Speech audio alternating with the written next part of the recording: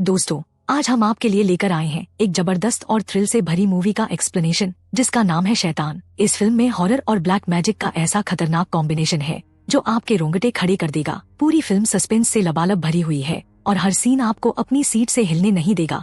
तो अगर आपको डर और थ्रिल का तड़का पसंद है तो ये मूवी आपके लिए परफेक्ट है। और हाँ, अगर आपको हमारी ये वीडियो पसंद आए तो लाइक जरूर करना, अपने दोस्तों के साथ शेयर करें और चैनल को सब्सक्राइब करना न भूलें ताकि हमारी हर नई वीडियो की अपडेट आपको सबसे पहले मिले। और बेल आइकन दबा लेना ताकि आप कोई भी नया अपडेट मिस न करें। तो इस मूवी की शुरुआत होती है अजय देवगन से, जिनका नाम इस फिल्म में कबीर रखा गया है।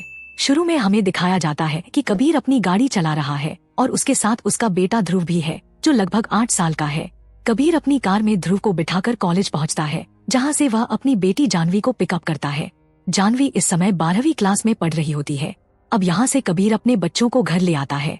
घर आते ही उसकी बीवी ज्योति की भी एंट्री होती है। यहाँ हमें ये पता चलता है कि कबीर पेशे से चार्टर्ड अकाउंटेंट है। कबीर और ज्योति अपने बच्चों से बहुत प्यार करते हैं और उनका परिवार खुशहाल और सुलझा हुआ नजर आता है। जानवी अपने पापा और मम्मी से कहती है कि उसके फ्रेंड्स ने लद्दाख का एक ट्रिप प्लान किया है और वो भी अपने दोस्तों के साथ वहाँ जाना चाहती है। कबीर उसे जाने की इजाजत दे देता है। यहाँ हमें ये भी दिखाया गया है कि कबीर और ज्योति ने अपने बच्चों को पूरी आजादी दे रखी है, मतलब बच्चे अपनी लाइफ को अपनी शर्तों पर जी सकते हैं। इसी बीच कबीर और उसका परिवार डिसाइड करते हैं कि बच्चों की छुट्टियां हैं तो क्यों न कुछ दिनों के लिए अपने फार्म हाउस पर जाकर मस्ती की जाए। सब लोग फटाफट पैकिंग करते हैं और गाड़ी में बैठकर निकल जाते हैं। रास्ते में वे लोग एक ढाबे पर रुकते हैं। अब यहीं से ट्विस्ट शुरू होता है। कबीर वॉशरूम जाने के लिए उठता है और वहीं हमारी कहानी का विलन एंट्री मारता है, जिसका नाम फिल्म में वनराज है। वॉशरूम में कबीर और वनराज की मुलाकात होती है, लेकिन एकदम अजनबी की तरह। दोनों हल्का सा हाय हेलो करते हैं और अपनी अपनी राह पकड़ लेते हैं। जब कबीर अपनी फैमिली के साथ बैठकर खाना खा रहा होता है तो उसे चाय पीने की तलब लगती है। वो चाय लेने जाता है, लेकिन उसके पास खुले पैसे नहीं होते और ढाबे वाला ऑनलाइन पेमेंट्स लेने से भी इनकार कर देता है। तो कबीर बिना चाय लिए ही वापस अपनी टेबल पर आ जाता है। तभी वनराज, जो कबीर से वॉशरूम में मिला था, कबीर के लिए 2 चाय लेकर आता है। अब ये देखकर कबीर खुश हो जाता है और वनराज को थैंक यू बोलता है। अब चूंकि वनराज चाय लेकर आया है तो कबीर उसे अपनी फैमिली के साथ बैठकर खाना ज्वाइन करने का न्योता देता है। वनराज खुशी खुशी कबीर के परिवार के साथ बैठकर बातचीत करने लगता है, मगर जैसे ही कबीर को एक कॉल आता है वो थोड़ी देर के लिए टेबल से उठकर बात करने चला जाता है। वहीं ज्योति भी अपने फोन में बिजी हो जाती है और यही मौका देखकर वनराज अपनी जेब से एक लड्डू निकालता है और जानवी को देता है। वो कहता है, ये लड्डू बड़ा टेस्टी है, खा लो। और जानवी बिना सोचे समझे लड्डू खा लेती है। पर जैसे ही जानवी वो लड्डू खाती है, 10 सेकंड के अंदर ही उसके चेहरे के एक्सप्रेशंस बदलने लगते हैं और यहीं से कहानी का सस्पेंस शुरू होता है। अब यहाँ पर जानवी का बर्ताव थोड़ा अजीब सा होने लगता है। जहाँ पहले वो खुलकर हंस रही थी, अचानक से उसका चेहरा एकदम सीरियस हो जाता है। ये देखकर वनराज भी मौके का फायदा उठाते हुए कहता है, खाना खत्म करो। और जानवी फटाफट खाना खत्म करने लगती है। इसके बाद वो उसे कहता है, अब पानी पी लो। और जानवी बिना कुछ सोचे पानी पीने लगती है। अब यहाँ से हमें समझ में आता है कि वो लड्डू जो उसने दिया था उसमें जरूर कुछ गड़बड़ है। जानवी पर उसका पूरा कंट्रोल हो चुका है और वो उसके हर ऑर्डर को फॉलो कर रही है। लेकिन मजाल है जो कबीर या ज्योति को ये अजीब लगे। दोनों मस्त अपने अपने काम में बिजी हैं और इस बात को नोटिस ही नहीं कर पाए। इसके बाद कबीर अपनी फैमिली के साथ उठकर फार्म हाउस जाने के लिए निकलता है, लेकिन जाते जाते वनराज जानवी को चुपके से एक बिस्किट का पैकेट भी थमा देता है और कहता है, इसे खा लेना। और जानवी बिना किसी शक के वो बिस्किट भी खा जाती है। अब कबीर और उसकी फैमिली अपने फार्म हाउस पहुंच जाते हैं। फार्म हाउस पहुंचते ही जानवी एकदम से नॉर्मल बर्ताव करने लगती है, जैसे कुछ हुआ ही नहीं। वहाँ सब लोग एंजॉय करने लगते हैं, स्विमिंग पूल में मस्ती करते हैं।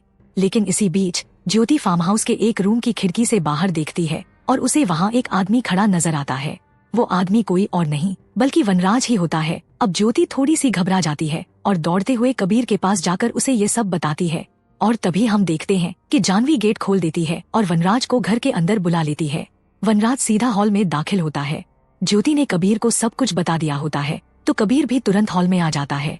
यहाँ वनराज कबीर से मिलता है और कहता है, अरे यार, क्या इत्तेफाक है, मैं तो बस यहाँ से गुजर रहा था और मेरे फोन की बैटरी डाउन हो गई। और फिर कहता है, मैं सोच ही रहा था कि फोन चार्ज कैसे करूं, तभी मैंने आपकी वाइफ को फार्म हाउस में देख लिया तो यहाँ चला आया। क्या आप मेरा फोन थोड़ी देर के लिए चार्ज करवा सकते हैं? मुझे बस 15 मिनट चाहिए, फिर मैं चला जाऊंगा। कबीर थोड़ा सोचता है और फिर हाँ कर देता है। वो फोन चार्ज में लगाकर खुद अपने रूम में जाता है, जहाँ ज्योति उससे कहती है, ये बंदा मुझे कुछ ठीक नहीं लग रहा, मुझे लगता है कि इसे घर से निकाल दो। कबीर उसे समझाता है, अरे चिंता मत करो, मैं सब कुछ हैंडल कर लूंगा। उधर हॉल में जानवी सीधा वनराज के पास बैठ जाती है और उससे बातें करने लगती है। जो भी बातें वनराज उससे पूछता है, जानवी बिंदास जवाब देती जा रही है। साथ ही जो भी ऑर्डर वनराज उसे दे रहा है, जानवी बिना किसी सवाल के उसे फॉलो कर रही है। अब इधर जानवी का छोटा भाई ध्रुव भी मौजूद होता है और वो बार बार जानवी से खेलने के लिए कहता रहता है। ध्रुव की ये जिद वनराज को चिढ़ा देती है और गुस्से में आकर वो जानवी से कहता है, इसे ऐसा खेल सिखाओ कि ये दोबारा खेलने की बात ही ना करे। जानवी, जो पूरी तरह से वनराज के कंट्रोल में है, अपने भाई ध्रुव को लेकर सीधा झूले के पास जाती है और उसे बहुत जोर जोर से झुलाने लगती है। झूले की तेजी और अजीबोगरीब हरकतों की वजह से ध्रुव डर जाता है और जोर जोर से चिल्लाने और रोने लगता है। उसकी चीखें सुनकर कबीर और ज्योति फौरन नीचे आते हैं और अपने बेटे ध्रुव को झूले से उतारते हैं। लेकिन उन्हें समझ में नहीं आता कि जानवी ने अपने छोटे भाई के साथ ऐसा क्यों किया। फिर अचानक जैसे ही ये सब हो रहा होता है, वनराज वहाँ आता है और जानवी को ऑर्डर देने लगता है। हैरानी की बात ये होती है कि जानवी बिना किसी सवाल के उसके हर आदेश का पालन करती है। ये सब देखकर कबीर और ज्योति को काफी अजीब महसूस होता है और धीरे धीरे गुस्सा भी आने लगता है। कबीर का गुस्सा काबू से बाहर हो जाता है और वो वनराज को पकड़कर जबरदस्ती घर से निकालने की कोशिश करता है। लेकिन तभी वनराज जानवी से कहता है, अपने पापा को रोको। और तभी हम देखते हैं कि जानवी अचानक अपने ही पिता के खिलाफ खड़ी हो जाती है। वो कबीर को धक्का देती है और उसे रोकने की कोशिश करती है, यहाँ तक कि वो अपने पापा से कहती है, ये यहाँ से नहीं जाएंगे। अब ये देखकर कबीर और ज्योति को कुछ समझ नहीं आता कि आखिर जानवी ऐसा क्यों कर रही है और वो इस अजनबी के कहे पर क्यों चल रही है। गुस्से और कंफ्यूजन में कबीर वनराज से पूछता है, तूने मेरी बेटी के साथ क्या किया है। इस पर वनराज मुस्कुराता है और कहता है, मैंने तुम्हारी बेटी पर वशीकरण किया है, यानी कि काला जादू। अब जानवी पूरी तरह से मेरे कंट्रोल में है और वो हर उस चीज को फॉलो करेगी जो मैं उसे कहूँगा। फिर अपनी बात को साबित करने के लिए वनराज जानवी से कई बार उठने और बैठने के लिए कहता है। और देखो कमाल, जानवी बिल्कुल वैसा ही करती है जैसे कि वो कोई कठपुतली हो जिसे वनराज नचाता जा रहा है। अब कबीर और ज्योति पूरी तरह से शॉक्ड और बेबस खड़े रहते हैं और उन्हें समझ नहीं आता कि आखिर उनकी बेटी को कैसे बचाया जाए। अब वनराज और भी खतरनाक इरादों के साथ सामने आता है। वो जानवी से कहता है, जाओ चाय पत्ती खा लो। और देखो, जानवी बिना कुछ सोचे समझे सारा चाय पत्ती खा जाती है। फिर वो उससे कहता है, अपने डैड को एक थप्पड़ मारो। और बिना हिचकिचाए जानवी अपने ही पिता कबीर को जोर का थप्पड़ मार देती है। लेकिन वनराज यही नहीं रुकता। वो जानवी से आगे कहता है, घर के सारे फ्यूज निकालो और इंटरनेट के तार काट दो। और जानवी, जो अब पूरी तरह से उसके कंट्रोल में है, वैसा ही करती है। वो सारे फ्यूज निकाल देती है और इंटरनेट कनेक्शन को भी तोड़ देती है। वनराज ये सब इसलिए करवा रहा था ताकि कबीर और उसकी फैमिली किसी से मदद न मांग सके, न किसी से संपर्क कर सके। ये सब देखकर कबीर और ज्योति पूरी तरह से दंग रह जाते हैं। उन्हें समझ ही नहीं आता कि आखिर ये हो क्या रहा है। हिम्मत जुटाकर कबीर और ज्योति वनराज से पूछते हैं, तूने हमारी बेटी के ऊपर वशीकरण क्यों किया है? तुझसे आखिर चाहिए क्या? तब वनराज अपनी असली मांग सामने रखता है। वो कहता है, मैं तुम दोनों की बेटी जानवी को अपने साथ ले जाना चाहता हूँ। मुझे बस तुम्हारी इजाजत चाहिए। तुम दोनों सिर्फ हाँ कह दो और फिर मैं जानवी को लेकर चला जाऊंगा। इसके बाद तुम्हारी फैमिली को कुछ नहीं होगा। कबीर और ज्योति के लिए ये सुनना किसी बुरे सपने जैसा होता है। वो दोनों गुस्से से भर जाते हैं और फौरन मना कर देते हैं। लेकिन उनके मना करने पर वनराज का चेहरा भी सख्त हो जाता है। गुस्से में आकर वो जानवी से कहता है, जाओ अपने छोटे भाई ध्रुव का सिर फोड़ दो। जानवी फिर से बिना कोई सवाल किए अपने भाई ध्रुव के पास जाती है और ये सोचकर रूह काम जाती है कि जानवी अपने मासूम भाई ध्रुव का सिर सीढ़ियों पर पटक देती है। ध्रुव का सिर फट जाता है और उसके सिर से खून बहने लगता है। ये देख कबीर और ज्योति बुरी तरह घबरा जाते हैं और डर से कांप उठते हैं। लेकिन वनराज को इस सब से कोई फर्क नहीं पड़ता। वो दोनों को धमकाते हुए कहता है, अगर तुमने मेरी बात नहीं मानी तो मैं इसी तरह तुम्हारे परिवार के साथ खेलता रहूंगा। अगर तुम अपने बेटे और बाकी परिवार को बचाना चाहते हो तो जानवी को मुझे सौंप दो। कबीर के अंदर अब गुस्से की ज्वाला धधकने लगती है। वो वनराज से सवाल करता है, तू आखिर है कौन और ये सब क्यों कर रहा है? वनराज एक शैतानी मुस्कान के साथ जवाब देता है, मैं एक ब्लैक मैजिशियन हूँ, यानी काला जादू करने वाला। आज की रात मेरे लिए बहुत खास है। दरअसल हर 1000 साल में एक रात ऐसी आती है जो सबसे काली होती है और इसी काली रात में मुझे एक रिचुअल पूरा करना है। अगर मैं इसको पूरा कर लेता हूँ तो मैं भगवान बन जाऊंगा।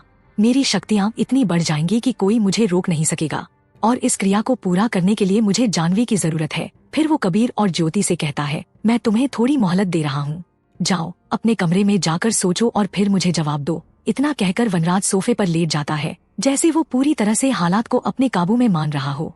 अब देखो, यहाँ वनराज अपनी साजिश को और भी खतरनाक तरीके से आगे बढ़ाता है। वो जानवी से कहता है, मैं सोने जा रहा हूँ, लेकिन अगर कोई पास आने की कोशिश करे तो उसे चाकू मार देना। जानवी जो पूरी तरह से वशीकरण में होती है, वह इस आदेश को चुपचाप मान लेती है। उधर कबीर अपनी वाइफ और ध्रुव को लेकर ऊपर जाता है, जहाँ वो किसी तरह से अपने बेटे को शांत करके उसे बेड पर लिटा देते हैं। इसी बीच कबीर को ध्रुव का एक छोटा सा खिलौना मिलता है, जो दरअसल एक रिकॉर्डिंग डिवाइस होता है। इस डिवाइस को देखते ही कबीर के दिमाग में एक आइडिया आता है, लेकिन वो आइडिया क्या है ये अभी हमें नहीं पता चलता। इधर कबीर की वाइफ ज्योति नीचे आती है और अपनी बेटी जानवी को समझाने की कोशिश करती है कि वो उसकी बात माने, लेकिन जानवी पूरी तरह से वनराज के वशीकरण में होती है, तो वो कुछ भी समझ नहीं पाती। इसी दौरान वनराज जाग जाता है और फिर ज्योति और वनराज के बीच जोरदार बहस होती है। बहस इतनी बढ़ जाती है कि गुस्से में आकर ज्योति वनराज पर हमला कर देती है और उससे कहती है कि वो उसकी बेटी को आजाद कर दे। लेकिन जैसे ही ज्योति वनराज पर हमला करती है, जानवी भी अपनी माँ के खिलाफ हो जाती है और उसे रोकने के लिए हमला करने दौड़ पड़ती है। अब इस सारे हंगामे की आवाज कबीर को भी ऊपर सुनाई देती है। वो फौरन उस रिकॉर्डिंग डिवाइस को अपनी जेब में डालकर तेजी से नीचे की ओर दौड़ता है। नीचे पहुंचते ही कबीर सबसे पहले अपनी बेटी जानवी को किसी तरह बांध देता है, ताकि वो और नुकसान न कर सके।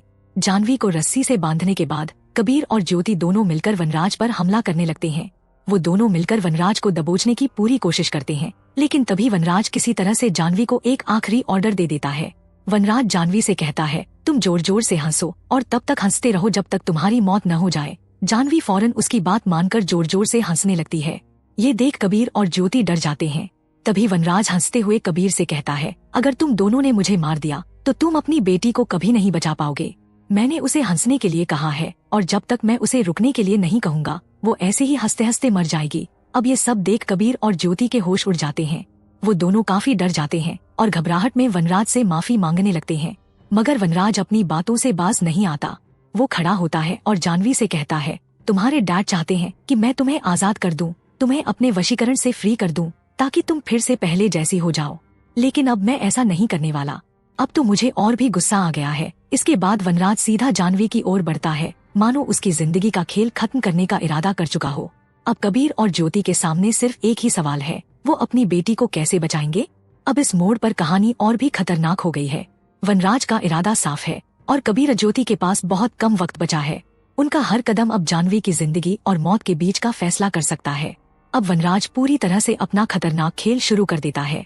वह जानवी की रस्सी खोलता है और कहता है, जाओ अपने छोटे भाई को जान से मार दो। जानवी जो पूरी तरह से वनराज के वशीकरण में होती है, बिना कुछ सोचे समझे ऊपर जाती है, जहाँ उसका भाई ध्रुव सो रहा होता है। वह उसके कमरे में घुसकर उसे मारने की कोशिश करती है। ये देख कबीर और ज्योति भी तेजी से उसके पीछे भागते हैं ताकि उसे रोक सकें। इधर वनराज उनकी हालात देखकर जोर जोर से हंस रहा होता है। ऊपर किसी तरह कबीर और ज्योति जानवी को पकड़ने में कामयाब होते हैं, लेकिन जानवी उनसे धक्का मारकर खुद को छुड़ा लेती है और उन्हें एक कमरे में बंद कर देती है। इसके बाद वह फिर से ध्रुव के कमरे में जाती है, उसे मारने के इरादे से। लेकिन जब वह कमरे में पहुंचती है तो पाती है कि उसका भाई वहां से भाग चुका है। अब जानवी पूरे घर में अपने भाई को ढूंढने लगती है। थोड़ी देर बाद उसे पता चलता है कि ध्रुव गार्डन में छुपा हुआ है। जानवी गार्डन में जाकर ध्रुव को पकड़ने की कोशिश करती है, लेकिन ध्रुव किसी तरह उससे बचकर छत पर चढ़ जाता है। ध्रुव के छत पर चढ़ते देख जानवी भी बिना रुके उसके पीछे पीछे छत पर चढ़ जाती है। इसी बीच कबीर किसी तरह कमरे का दरवाजा तोड़कर बाहर निकलता है और वह और ज्योति दोनों गार्डन में पहुंचते हैं। लेकिन जब तक वे वहां पहुंचते, जानवी ध्रुव को पकड़ लेती है और उसे छत से नीचे फेंक देती है। ध्रुव के गिरते ही कबीर और ज्योति का दिल धक से रह जाता है। उन्हें लगता है कि उनका बेटा अब मर चुका है, लेकिन जब वे पास जाकर देखते हैं तो ध्रुव अभी भी जिंदा होता है। हालांकि यह दृश्य देखकर कबीर और ज्योति पूरी तरह से टूट जाते हैं, मानो अब उनकी सारी उम्मीदें खत्म हो चुकी हों। इसी दौरान वनराज उनके पास आता है और हंसते हुए कहता है, देखा, अगर तुमने मेरी बात नहीं मानी तो यही सब और आगे भी होता रहेगा। अब तुम्हारे पास एक ही रास्ता है, जानवी को मुझे सौंप दो। अब कबीर और ज्योति पूरी तरह से मजबूर हो जाते हैं। वे अपनी बेटी को बचाने के लिए हार मानते हैं और कहते हैं, ठीक है, तुम जानवी को ले जा सकते हो। जैसे ही वे उसे इजाजत देते हैं, वनराज जानवी को अपने साथ ले जाता है। उनके जाते ही कबीर अपनी वाइफ और बेटे को कार में बिठा देता है। वो पूरी तरह से टूट चुके हैं, लेकिन फिर भी उन्हें अपने बेटे को बचाना था। अब कहानी एक और दिलचस्प मोड़ लेती है। कबीर अपनी वाइफ ज्योति से कहता है, तुम ध्रुव को लेकर तुरंत हॉस्पिटल जाओ, मैं इधर से जानवी को बचाने जा रहा हूँ। ज्योति बिना कोई देर किए अपने बेटे ध्रुव को लेकर सीधा हॉस्पिटल की ओर चल पड़ती है। दूसरी तरफ कबीर अपनी बेटी को बचाने के लिए पूरी ताकत लगा देता है। वो सीधे अपने वॉचमैन के पास जाता है, उसके फोन और बाइक ले लेता है और फिर वॉचमैन के फोन से वनराज की लोकेशन ट्रैक करना शुरू करता है। यहीं से हमें फ्लैशबैक में दिखाया जाता है कि आखिर कबीर ऐसा कैसे कर पा रहा है। जब कबीर की वाइफ ज्योति ने वनराज पर हमला किया था, उसी दौरान कबीर ने मौके का फायदा उठाते हुए सीधे वनराज के फोन के पास जाकर उसे अनलॉक किया था। उसने चुपके से वनराज के फोन से वॉचमैन के नंबर पर लाइव लोकेशन भेज दी थी। इसी वजह से अब वो वॉचमैन के फोन से वनराज की लोकेशन को ट्रैक कर पा रहा है। इधर दूसरी तरफ वनराज जानवी को लेकर एक घने जंगल में पहुंच जाता है। इस जंगल के अंदर एक पुराना डरावना खंडहर है जो उसका गुप्त अड्डा है। यहाँ हर तरफ काले जादू का सामान फैला हुआ है। जानवी को इस जगह लाकर हमें पता चलता है कि वह अकेली नहीं है। वहाँ और भी कई लड़कियाँ पहले से बैठी होती हैं, जो कि जानवी की तरह ही वशीकरण में हैं और उनके होश में आने के कोई आसार नहीं दिखते। अब वनराज सभी लड़कियों को इकट्ठा करता है और खुद अपनी काले जादू वाले कपड़ों में तैयार हो जाता है। फिर वह एक बड़े से आग के कुंड के पास जाता है और उसमें आग लगा देता है। सभी लड़कियों को कुंड के चारों तरफ खड़े होने के लिए कहता है। इसके बाद वनराज एक बड़ी सी टोकरी लेकर आता है। उस टोकरी में बहुत सारी काली गुड़ियाएं और एक लाल गुड़िया होती है। वो उन गुड़ियों को दिखाते हुए लड़कियों से कहता है, मैं एक एक करके इन काली गुड़िया को आग में डालूंगा।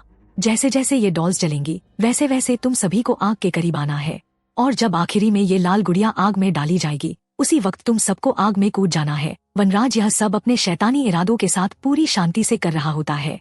वह खुद से बातें करते हुए कहता है, इस दुनिया में लोगों के पास बहुत ज्यादा आजादी है।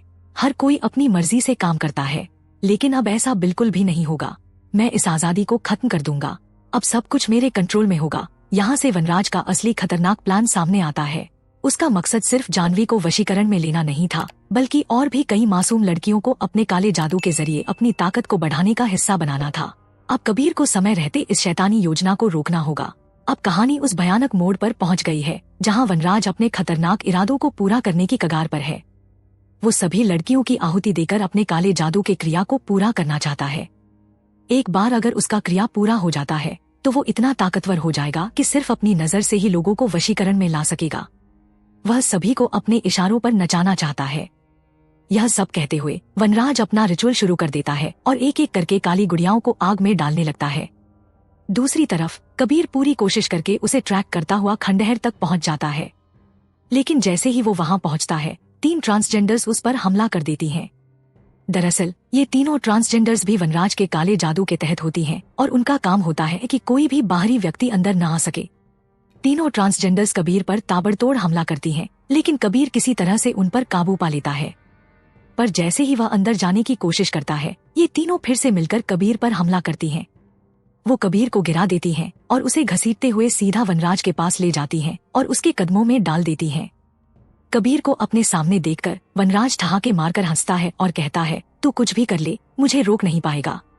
और अगर तू मुझ पर हमला करने की कोशिश भी करेगा तो ये सारी लड़कियां तुझ पर टूट पड़ेंगी और तुझे नोच नोच कर मार डालेंगी। इसके बाद वनराज अपना विधि चालू रखता है। वह एक एक करके सभी काली गुड़ियाओं को आग में डाल देता है, जिससे सारी लड़कियां आग के पास आती जाती हैं। अब वो आखिरी कदम उठाने वाला होता है लाल गुड़िया को आग में डालने का। वो जैसे ही उस लाल गुड़िया को उठाता है, कबीर समझ जाता है कि अगर ये लाल गुड़िया आग में गई तो सारी लड़कियां भी आग में कूद जाएंगी। कबीर के पास ज्यादा वक्त नहीं बचा था, इसलिए वो तुरंत वनराज पर हमला करता है और उसे पकड़कर उसकी जीभ को एक धारदार चीज से काट देता है। जीभ कटते ही वनराज जोर से चिल्लाने लगता है और जमीन पर गिर जाता है। कबीर उसकी कटी हुई जीभ को उठाता है और उसे आग में फेंक देता है। लेकिन क्योंकि कबीर ने वनराज पर हमला किया था, इसलिए वनराज के वशीकरण में फंसी सारी लड़कियां कबीर पर हमला करने के लिए आगे बढ़ती हैं। तभी कबीर अपनी जेब से वो रिकॉर्डिंग डिवाइस निकालता है जो उसने पहले ही प्लान करके रखा था। वो डिवाइस प्ले करता है और उसमें से वनराज की रिकॉर्ड की गई आवाज गूंजती है, जिसमें वो कहता है, मैं तुम्हें फ्री कर रहा हूँ, तुम आजाद हो। जैसे ही ये आवाज बार बार रिकॉर्डिंग डिवाइस से सुनाई देती है, सभी लड़कियों का वशीकरण टूटने लगता है। उनकी आंखों में अब फिर से होश आने लगता है और एक एक करके सारी लड़कियां अपनी स्थिति को देखकर रोने लगती हैं। अब कबीर देखता है कि उसकी बेटी जानवी भी वशीकरण से आजाद हो चुकी है। जानवी भी अब अपनी होश में आ गई है और अपनी हालत देखकर रोने लगती है। यहाँ से कहानी अपने क्लाइमेक्स पर पहुँचती है। कबीर ने न सिर्फ अपनी बेटी को बचाया, बल्कि बाकी मासूम लड़कियों को भी वनराज के काले जादू से मुक्त कर दिया। कबीर ने अपनी फैमिली और उन मासूम लड़कियों की जिंदगी बचा ली। अब कहानी अपने क्लाइमेक्स की ओर बढ़ रही है। कबीर अपनी बेटी जानवी को गले लगाता है। उसकी जान बचाने के बाद एक पिता के तौर पर उसकी खुशी और राहत साफ दिखती है। इसके बाद कहानी हमें फ्लैशबैक में ले जाती है, जहाँ ये दिखाया जाता है कि आखिर कबीर के पास वनराज की वो रिकॉर्डिंग कैसे आई जो उसने लड़कियों का वशीकरण तोड़ने के लिए इस्तेमाल की थी। जब कबीर को अपने बेटे का रिकॉर्डिंग डिवाइस मिला था, उसने उसे चालू करके अपनी जेब में रख लिया था। और उसी वक्त जब वनराज ने जानवी से कहा था, तुम्हारे डैड चाहते हैं कि मैं तुम्हें आजाद कर दूं और अब से तुम फ्री हो, तब कबीर ने ये सारी बातें रिकॉर्ड कर ली थी। बाद में उसने उस रिकॉर्डिंग को अपने लैपटॉप में ट्रांसफर किया और सिर्फ आखिरी हिस्से को रखा जिसमें वनराज कहता है, मैं तुम्हें आजाद कर रहा हूँ और अब से तुम फ्री हो। इसी रिकॉर्डिंग को कबीर ने उस समय प्ले किया था जब वह सभी लड़कियों का वशीकरण तोड़ने की कोशिश कर रहा था और यही उसकी सफलता की चाबी थी। इसके बाद कहानी अगले दिन में शिफ्ट होती है, जहां हमें दिखाया जाता है कि कबीर और उसकी पूरी फैमिली हॉस्पिटल में है। सभी खतरे से बाहर होते हैं और सब ठीक है। तभी एक महिला पुलिस अधिकारी कबीर से मिलने आती है और उसे बताती है, हमने वनराज के अड्डे से 108 लड़कियों को बचाया है। ये लड़कियां कई सालों से अलग अलग जगहों से गायब हो रही थी और हमारी तमाम कोशिशों के बावजूद हम उन्हें ढूंढ नहीं पा रहे थे, लेकिन तुम्हारी मदद से कल हम उन सभी को बचाने में कामयाब रहे। हमने उन सभी को उनके घर वापस भेज दिया है। कबीर पुलिस से पूछता है, लेकिन वनराज कहाँ है? इस पर पुलिस जवाब देती है, वो अभी भी गायब है, लेकिन हम उसे ढूंढ निकालेंगे।